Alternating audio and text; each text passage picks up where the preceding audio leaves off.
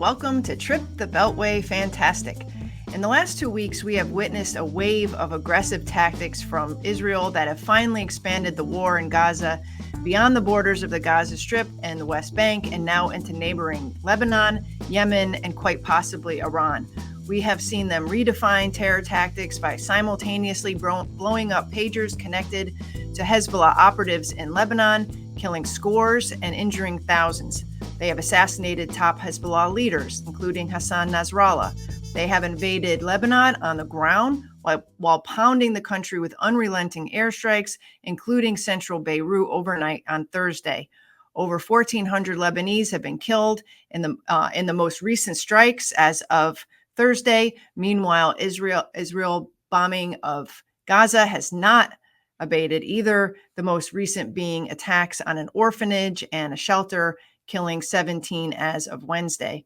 In a brazen retaliatory move earlier this week, Iran launched hundreds of ballistic missiles at Israeli military targets within Israel, resulting in damage. The Israelis and their American partners have played down the impact, but it was clear that some of the missiles had breached Israel's vaunted missile defense systems and made direct hits. Does this mean war with Iran? If that is the case, will the U.S. be dragged into it? Certainly, there are hawks in Washington who have been salivating for that opportunity for a long time. So today we talk to retired Lieutenant Colonel Danny Davis about this and more. Danny is a retired member of the U.S. Army who served in the Iraq and Afghanistan wars, as well as the first Persian Gulf War. He is a fellow at Defense Priorities, a friend, and host of the Deep Dive podcast. So welcome, Danny, to the show. Hey, thanks for having me back, Kelly. Yeah, no, I love having you on, and thank you for coming on last minute, frankly. There was breaking news this week, and I really wanted the best person to talk about this from both an American foreign policy, but also a military perspective. I want to talk a little bit about these Iranian strikes. I have to say I had a little bit of trepidation when I saw them because the April launch of missiles that Iran had coordinated as an attack, as a retaliation for the assassination of one of the Hamas leaders on its territory at a funeral back in April, didn't make much of an impact. They were called mostly symbolic. The U.S. stepped in with its partners to thwart those missiles with its missile defense and aid, as well as the Iron Dome. But this seemed a little different, and I was trepidatious because I'm looking at this and thinking Israel's going to hit back hard. Can you talk about, from your perspective, what Iran's strategy is here and what can we expect as a result or a response in the near future? In this particular case, we don't have to wonder much about what Iran intended because they both did it and said what their intent was, which was to respond for what had happened. And there was at least one air base that now we're starting to get some information out was apparently severely hit and suffered a lot of material damage. But the primary thing is about all these missiles. And if you've seen a lot of the videos, a lot of them were made from within cities, whether it was Tel Aviv or some other cities and towns, is that you saw lots of cities, but you didn't see many strikes in the city. In fact, I personally have only seen one video of a strike that hitting inside of a city. All the rest of them were from outside of that. So the intention was to not cause casualties. And apparently the only person who died was from falling debris. And ironically, it was a Palestinian person, which shows remarkable restraint on the Iranian side because they said overtly they don't want to escalate this into a war. They don't want a war now. They have never wanted a war, and they don't want a war later either. So they've been taking action to respond to these extraordinary provocations that Israel has committed against them, the destruction of their embassy compound in Syria, the assassination of some of their senior leaders, and certainly Haniyeh, but the assassination of Ismail Haniyeh in Tehran during a presidential inauguration. All these highly emotional and important sites that it's very clear to me anyway, that Israel intended to draw a response from Iran to justify then them going out and hitting back hard directly against Iran. And I think that's probably what we're going to see here. But the Iranians were very clear, both their president in a tweet that came hours after this strikes happened, and their minister of defense, who also released a statement after that. And they both said, we're done as far as we're concerned. We're not going to escalate this. There won't be any further attacks. This is in response for these assassinations that you've done. But if you retaliate further, you need to understand that this was just a corner of what we could do. They called it a small corner of what we can do. We can do a lot more, and we will.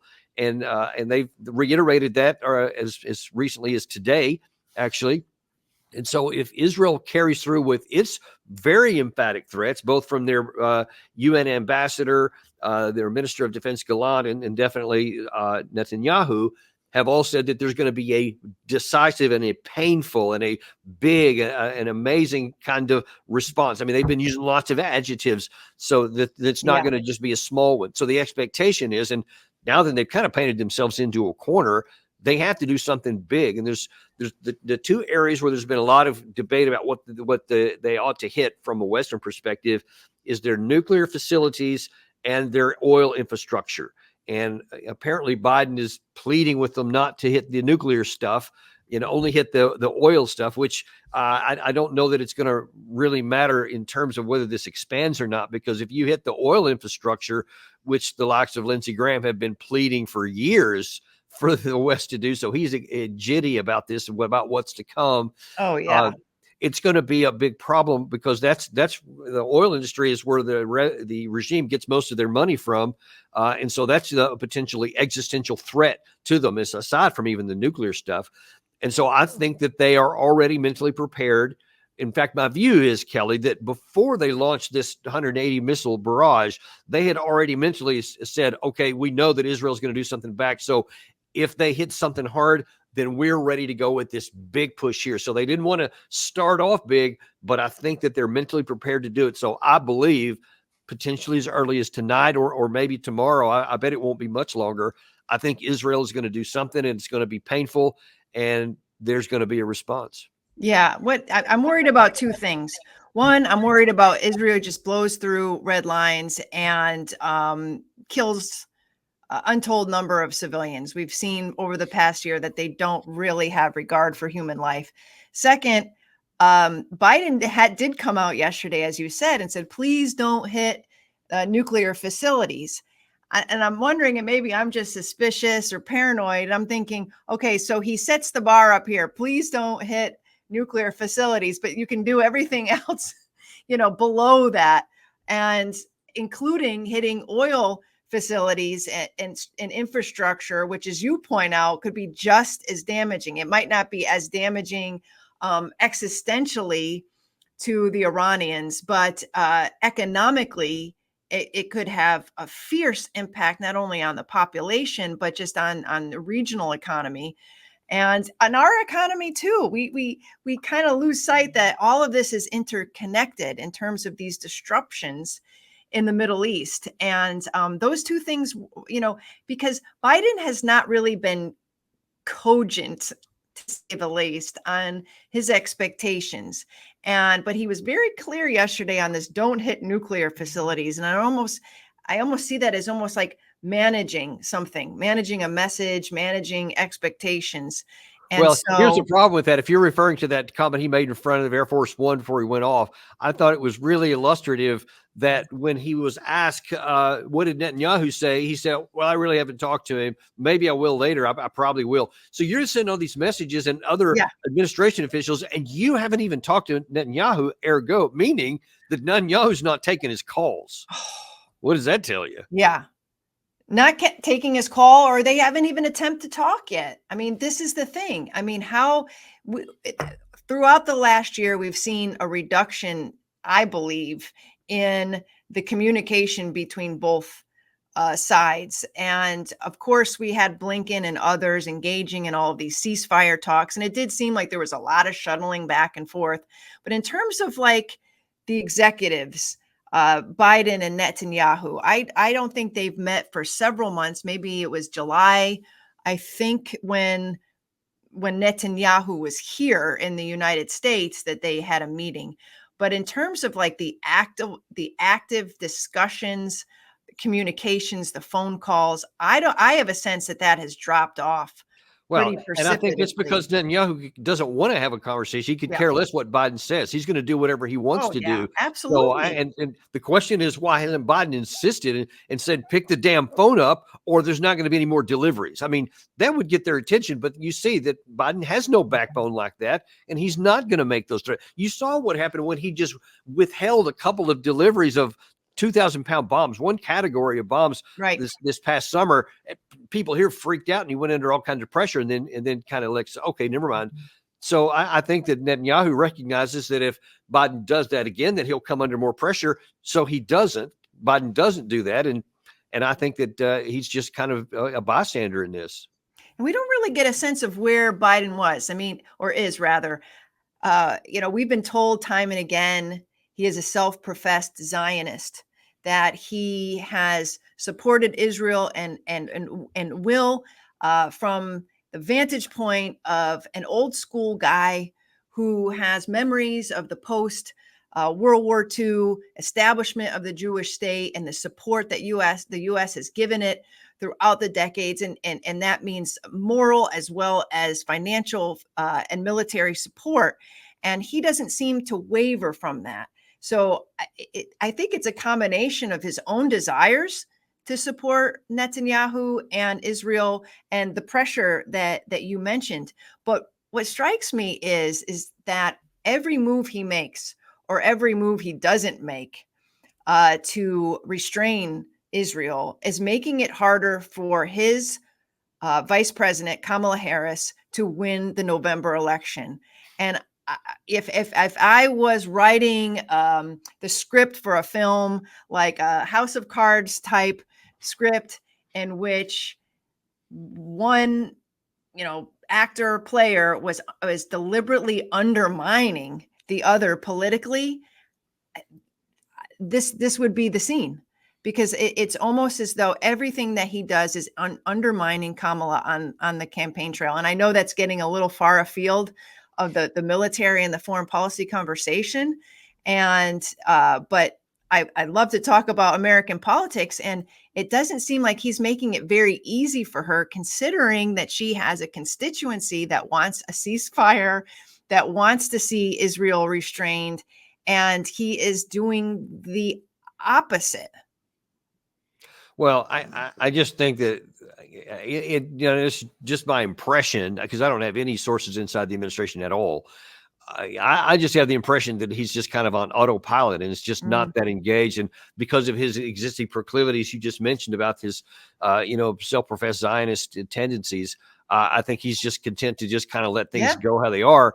But at the same time, he's also presumably giving orders for U.S. firepower to be sent to the region. So we have now 2 aircraft carrier strike groups. So everything is kind of in place for us to participate in another fight. And that's one of my biggest concerns yeah. is no matter what he says with his mouth, I can actually don't care at all when you see the actions that are taken. So instead of even coming close to putting any kind of brakes on Israel, we've given them an additional $8.7 billion and given them a second aircraft carrier strike group in the area. So that's the only message that matters is what are you doing? And everything seems to be lining up to say, we're going to be behind you. And if Iran responds back hard, then we're going to strike, go back and join them. And I think it was it was either Jake Sullivan or Matt Miller. I can't remember which one, but was asked after this last attack when in Israel, Netanyahu said that, emphatically we are going to retaliate and hit back hard. That he was asked if that means striking Iran, are we going to participate in striking Iran as opposed to just intercepting missiles? And they were very vague. It was Jake Sullivan. He was really vague on that. He just said a Oh, severe that's scary. response was coming. He specified a severe response is coming, Yep. didn't specify what we were going to do, but we do have the firepower in there. And that is a big concern of mine. How do you feel about Danny? That do you hear a tonal shift? I mean, I'm being very serious here. How does that strike you? That for months and months they've used very mealy mouth language in terms of how they are responding to Israel's various escalations. Now they're asked point blank, what should Israel do? And Jake Sullivan, as you said, made some comment like severe consequences, and we will be right there with them. We know that those consequences are going to involve a kinetic attack on Iran. Does that strike you as a real shift? Are you concerned that this is the line now? Now we are going to war. Yeah, I get the feeling that from the Israeli point of view, that they are fully committed and have made a decision probably months ago to launch into this full on war, because obviously they never finished the fight against Hamas in the Gaza Strip. That's still ongoing, right? And then to open up this. It's a full-on war against Hezbollah right now. I keep seeing people say that it's a limited. There's no limitation to anything. That is a joke. You're talking air power, diplomatic issues, and on the ground. I mean, it's full out, all on war. And there are firefights going on. On top of that, you're now going to start war with another country that has a substantial missile force. I mean, this just sounds to me like you are all in, and consequences be damned. And I think that they're counting on and calculating on the requirement that the U.S. comes into their aid, because if they start suffering a lot of casualties in Lebanon, which they have initially, that has not started well for the Israeli side, and they set this huge goal even north of the Litani River to where they're supposed to clear out Hezbollah, et cetera. And then you're talking about all these missiles that you're going to be sending over here. They don't have the force for it. Israel does not have the force to keep fighting Hamas, to advance as far into Lebanon as they're talking about and fight Israel. They don't have the weapons. They don't have the ammunition. They don't have the force structure. So the only way this makes any sense is if you think that the U.S. is going to fight next to you. And God help us if that happens. But I think that, to answer your specific question, I think it's like a 75% probability. That's really scary. I've been watching the deployments, the announcements of additional assets and troops headed to the region. We know that we have ships in the Mediterranean. We have warships in the Arabian Sea. I've seen at least 2 announcements in the last week of additional troops, air wings positioning. They are keeping people there that were supposed to come home, and then they're sending additional to augment them. Can you give us a sense of like what you've heard and what we know, but it's in the public domain, of what kind of response or what kind of assistance could we be setting up just by taking what we know about the current deployments? Is it all missile defense? Could it be offensive? Yeah. I mean, you look at the capabilities that we have. It's a lot of missile defense, but it's also a lot of these missiles are dual use, and they can be used as an offensive way. But listen, let me just kind of point out something that's not getting much airtime around here, which needs to get a lot more, and that is on our capacity, and especially on those interceptor missiles. It was I saw a report on, let's see, what is today? This is Thursday. So on Wednesday, that in the barrage of the 180, remember that number, 180 missiles that came in, that Israel used up the equivalent production that the United States can do on these interceptor missiles of a year's worth of production. Whoa. That night. Okay. That's one night. That's not a sustained barrage. So if Iran were to have waves of attack, you see that they could run out really quick. Well, guess what? We don't have a lot either. Last month, it didn't get much notice, but I sure noticed it. There was a meeting in Kiev that Jake Sullivan was appearing at on a teleconference that one of the CNN moderators was moderating the discussion, and he was asked about the interceptor missiles that Zelensky keeps begging for. He said, I want more of those. I want more Patriots and all that. And Sullivan said, listen, it's not that we're withholding stuff from you guys. We just don't have them. He said, I asked my staff, where all are we sending interceptor missiles in the whole world? And he said, I told him, okay, take everything we have, all of it, and give it all to Ukraine, because we don't have that much stuff. Now then, you're talking the only thing left is our actual inventory here. And if our production is that slow, and it is, and our excess Yeah. capacity is virtually gone, I mean, that literally means it's gone. And now then you want to get into a war with Iran where we'll have to use them to defend our own selves. We may not have them. And then God help us if something happens in Europe with the Russia-Ukraine war, if that expands, or in the Indo-Pacific. Kelly, we don't have the capacity to get into a war here. And instead, that ought to send alarm bells to everybody in Washington that, okay, Israel, you want to go and do this war? Good on you. That's your deal. We ain't playing. And if you want to make it, you're going to be on your own, because we are not fighting with you on there, because we need it for our own national security. We are putting our national security at risk if we get involved here. And that is including, in your estimation, all of the missiles that we have been expending over the last year to fight the Houthis, which I don't think there's been a full reckoning of that either. Yeah, that doesn't get much notoriety. And by the way, the Houthis were pummeled for a decade by Saudi Arabia, which was funded by the United States and facilitated by the U.S., and they never were able to quell that. And now that even with all that we've been doing on top of all that had happened before that, you see they're still viable, they're still active, even with Israel hitting them, Sarah. Why do we think that a barrage from Israel is going to knock Iran out? I mean, it's just absurd, because that's just not how it works. Yeah, the Houthis are not slowing down at all. They've attacked our ships.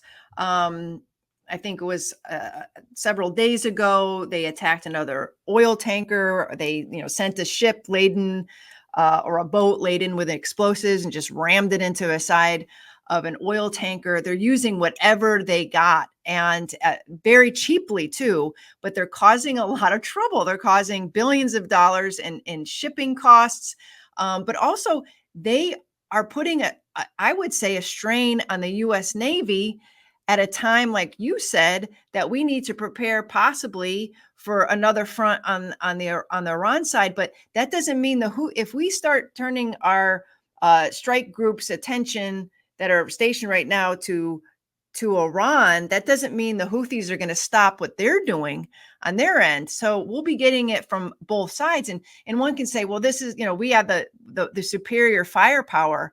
But I know, just like you mentioned, that our capacity is limited, and they're very expensive. We've been shooting missiles, or using our missile defense to shoot down these cheap Houthi rockets and missiles with $2 to $4 million a piece missiles of our own over a year. So I know we've spent over $1 billion just on that operation. Now, when you consider the $176 billion we've given Ukraine since 2022, that seems like a drop in the bucket, but we're still giving money to Ukraine. But it's not even the issue of the money per se. It's an issue of the capacity, because we can't rebuild them fast enough. We can print dollars like nobody's business and just and we miraculously do it all. Yeah, we do.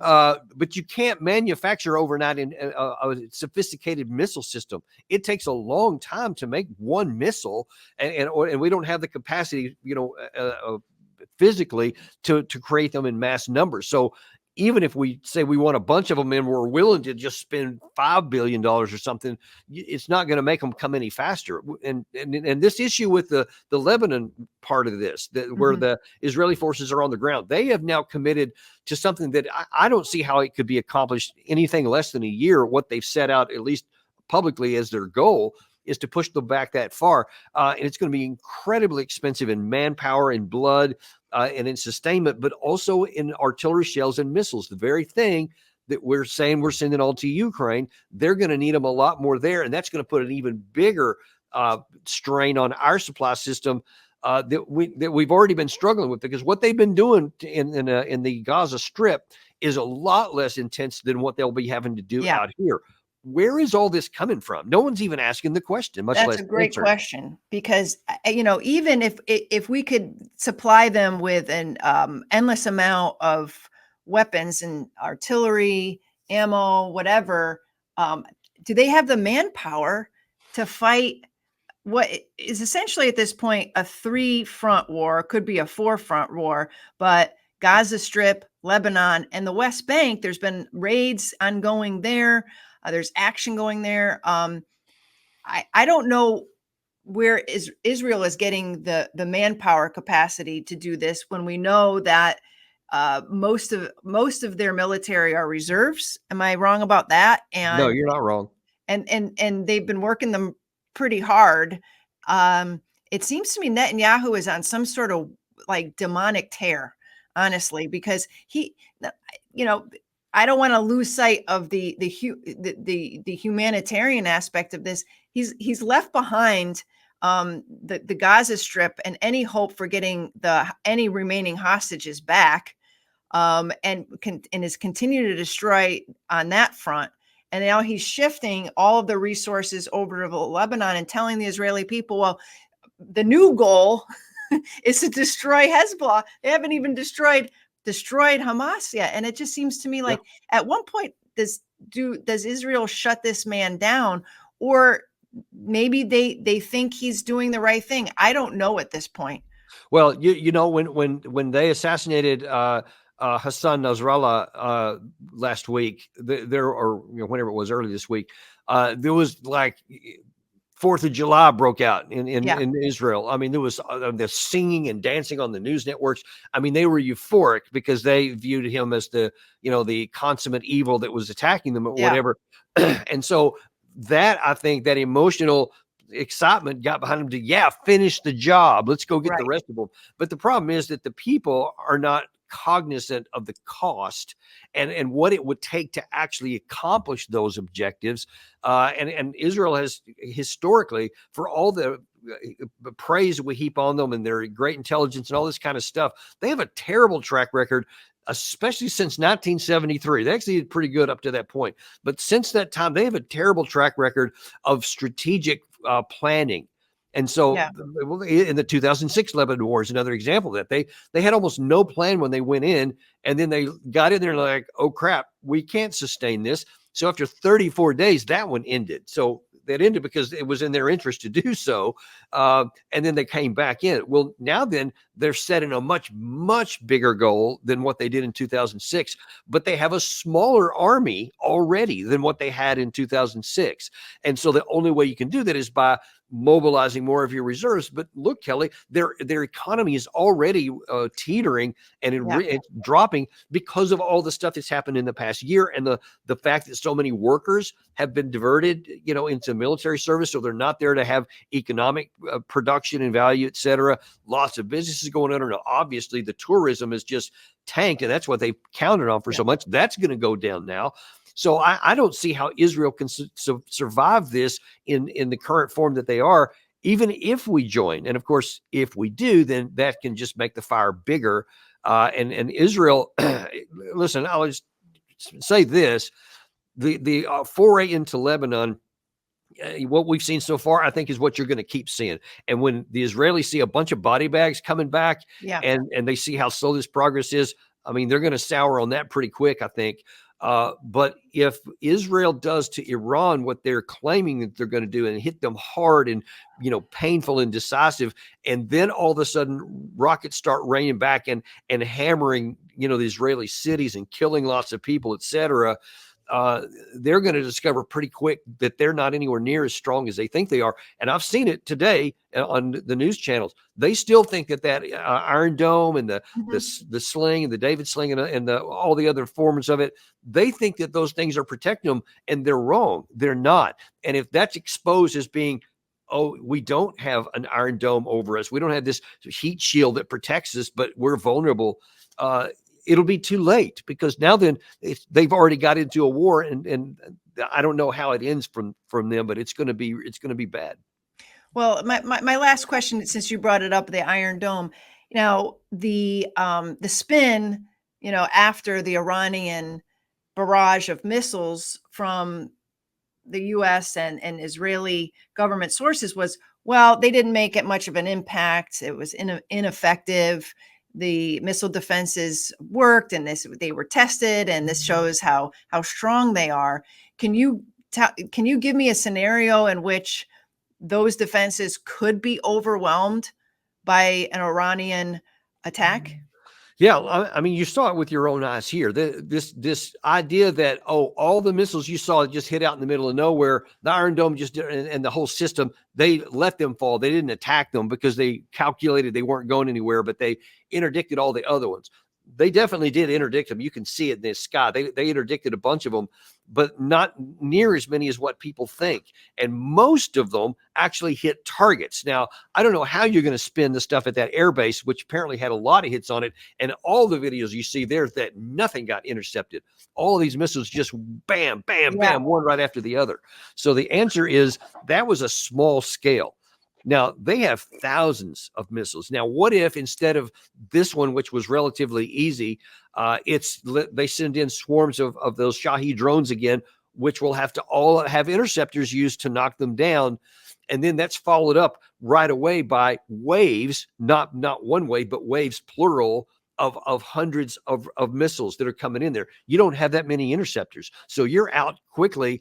And if they have, I mean, let's say that, what if they fired 10 waves of 100, 1,000 missiles? It's not out of the question that they have the capacity to do that.